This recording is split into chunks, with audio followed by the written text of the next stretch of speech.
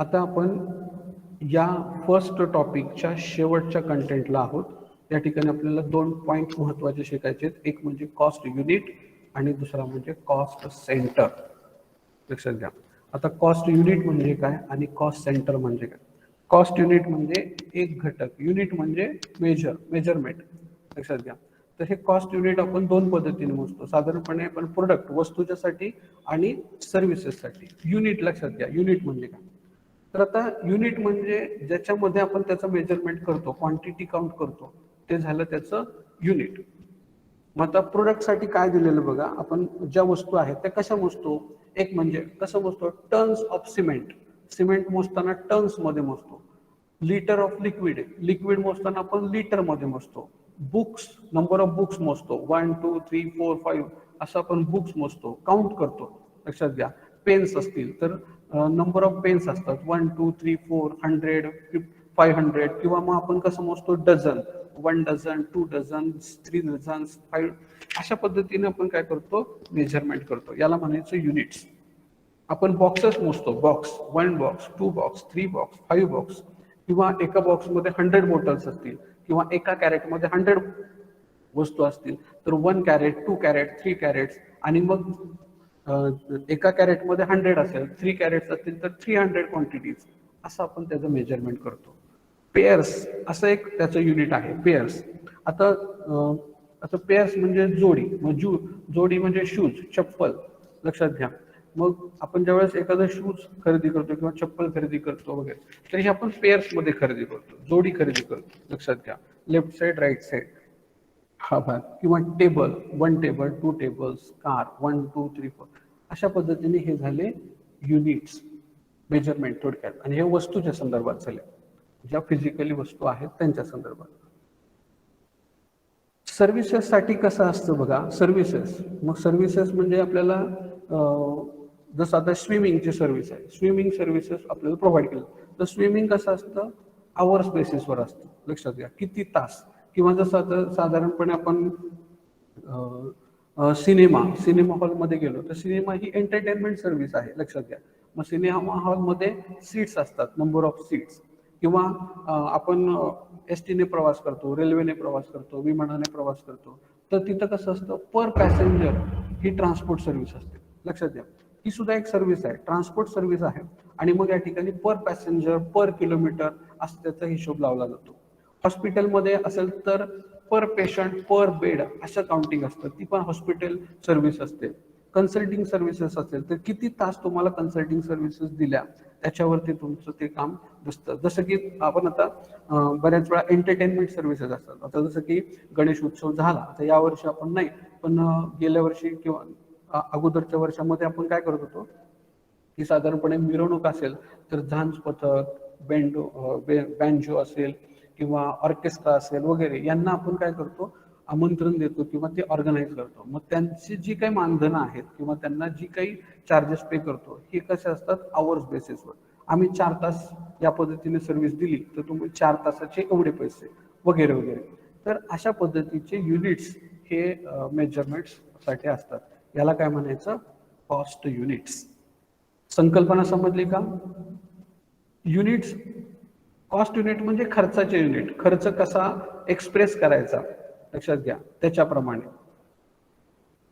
Cost unit समजलं का, संकल्पना लक्षात आली का. Yes sir. ओके. आणि लास्ट, कॉस्ट सेंटर. आता सेंटर म्हणजे एखादं विशिष्ट लोकेशन, सेंटर म्हणजे एखादं प्लेस. लक्षात घ्या. एखादं डिपार्टमेंट असू शकतं, किंवा सेंटर म्हणजे एखादी व्यक्ती, एखादा आयटम, एखादं इक्विपमेंट असं सुद्धा असू शकतं. लक्षात घ्या. मग एखाद्या विशिष्ट डिपार्टमेंटला झालेला खर्च, मग ते झालं त्या डिपार्टमेंटचं कॉस्ट सेंटर. एका विशिष्ट लोकेशनला झालेला खर्च, मग तो त्याचं झालं ते कॉस्ट सेंटर. लक्षात घ्या. एका ठिकाणी होणारा खर्च. मग आता त्याच्यामध्ये 3 भाग दिलेले आहेत, लोकेशन, पर्सन आणि आयटम. आता लोकेशन मध्ये काय, a location may be a department. एका डिपार्टमेंटला खर्च झाला, त्याच्यामध्ये स्टोअर यार्ड, सेल्स एरिया किंवा फॅक्टरी असं त्याचं डिपार्टमेंट असू शकतं. म्हणजे एका फॅक्टरीमध्ये 4 डिपार्टमेंट असतील. लक्षात घ्या. एका फॅक्टरीमध्ये 4 डिपार्टमेंट असतील आणि 4 डिपार्टमेंटला वेगवेगळा खर्च झाला, तर या ठिकाणी काय समजलं जातं, 4 डिपार्टमेंट म्हणजे 4 कॉस्ट सेंटर झाले. लक्षात घ्या. जसं आता आपलं कॉलेज आहे, आता आपल्या कॉलेजमध्ये साधारणपणे कॉमर्स आहे, आर्ट्स आहे, सायन्स आहे, अशा पद्धतीचे 3 कोर्सेस आहेत. मग याचे 3 डिपार्टमेंट झाले. मग ह्या 3 डिपार्टमेंटचा खर्च, मग या ठिकाणी क्लासिफिकेशन कसं होतं की कॉमर्ससाठी केलेला खर्च, सायन्ससाठी केलेला खर्च, आर्ट्ससाठी केलेला खर्च, याला म्हणायचं काय, cost centres. Commerce department cost centre झालं. किंवा आपण मॉलमध्ये जातो, बाजारमध्ये जातो, त्या ठिकाणी आपल्याला विभाग दिसतात, ग्रोसरी विभाग. मग त्या ठिकाणी आपल्याला सगळ्या किराणा वस्तू असतात. लक्षात घ्या. म्हणजे त्याचं बिलिंग त्याच काउंटरला, एका विशिष्ट काउंटरला. दुसरा एक असतो की ज्या ठिकाणी स्टेशनरी विभाग असतो, एक असतो स्टीलचा विभाग असतो, एका ठिकाणी कपड्यांचा विभाग दिसतो, एका ठिकाणी आपल्याला ग्रेटिंग कार्ड्स, भेटवस्तू किंवा किड्स वेअर्स वगैरे अशा पद्धतीचं डिपार्टमेंट असतं. हे सगळं एकाच ठिकाणी. मग इथं काय केलं जातं, तर त्या डिपार्टमेंटला खर्च हा सेपरेट नोंद केला जातो. याला म्हणायचं कॉस्ट सेंटर, लोकेशन प्रमाणे केलेला खर्च. दुसरा एक प्रकार आहे person. A person may be sales manager असेल, प्रोडक्शन मॅनेजर असेल किंवा अशा पद्धतीचे. मग इथं पर्सन हा सुद्धा एक कॉस्ट सेंटर असू शकतो. लक्षात घ्या. मग विशिष्ट व्यक्ती, मग मॅनेजर लोकांसाठी केलेला खर्च, मग सगळे मॅनेजर त्याच्यामध्ये आले. कर्मचारी जे परमनंट कर्मचाऱ्यांसाठीचा खर्च, तात्पुरत्या कर्मचाऱ्यांसाठीचा खर्च, किंवा वुमन असेल किंवा मेन असेल, यांच्या म्हणजे या कर्मचाऱ्यांचा, या कॅटेगरीच्या कर्मचाऱ्यांचा खर्च, अशा पद्धतीने सुद्धा आपण त्याचं क्लासिफिकेशन करू शकतो. ते सुद्धा आपण कॉस्ट सेंटर ठरवू शकतो. हे त्या कंपनीवरती डिपेंड राहते की त्यांना कोणत्या पद्धतीचे कॉस्ट सेंटर्स गरजेचे आहेत किंवा ते त्या पद्धतीचं रिपोर्टिंग करतात की नाही.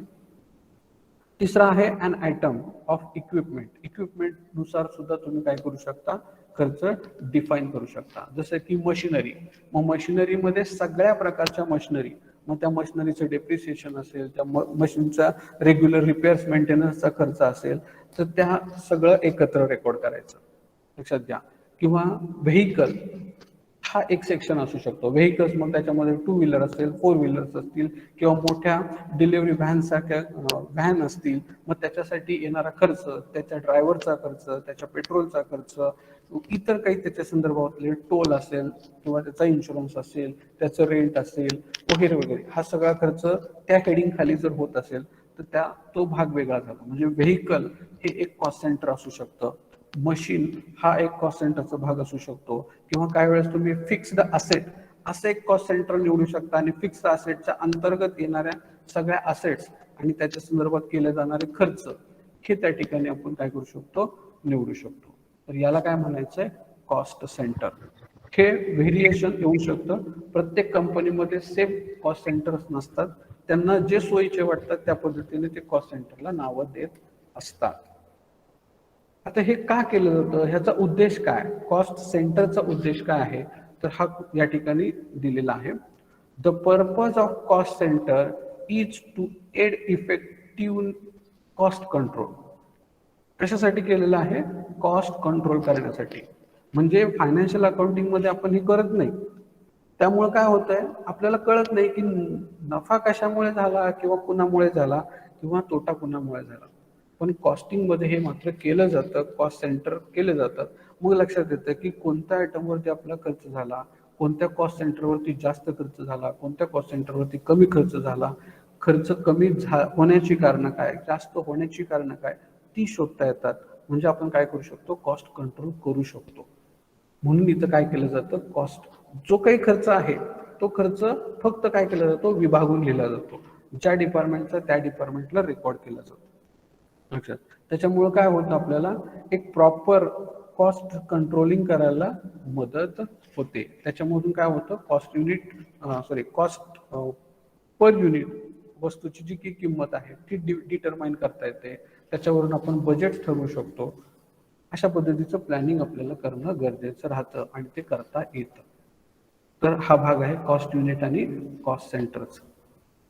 सर्वांना लक्षात आलं का? Yes sir.